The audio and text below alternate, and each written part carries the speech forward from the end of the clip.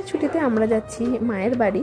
তো এখানে রাত্রেবেলা বেরিয়ে পড়েছি, আমাদের পৌঁছাতে সকাল হয়ে যাবে। তো যাই হোক, এখানে আমরা এখন ট্রেনের জন্য ওয়েট করছি। আর এই যে ট্রেন চলে এসেছে, আর সেরি আমরা স্টেশনেই করে নিয়েছিলাম। তো যাই হোক, এসে সেই মা দাদু ভাইয়ের জন্য পায়জামা পাঞ্জাবি পাঠিয়েছে, সেগুলোকেই রেডি করে নিচ্ছিলাম।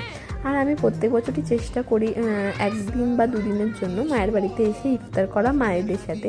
তো যাই হোক, যেহেতু ছোটো থেকে একসাথে করে আসি, তো মনটা খুব খারাপ করে। তো যাই হোক, আমরা চলে এসেছি, দাদুভাইকে দিয়ে দিলাম পায়জামা পাঞ্জাবি। এবার ইফতারের সময় হয়ে যাচ্ছিলো, তো তারপরে চলে এসেছি বাড়ি। একসাথেই সবাই মিলে বসে পড়েছি, দিদিরাও ওদিক থেকে এসেছিলো, আয়াত আর আমার ছেলে তো আছেই।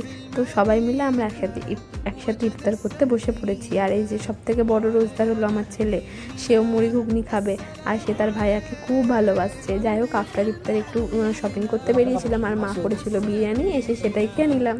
তো চলো, টাটা, আল্লাহ হাফেজ।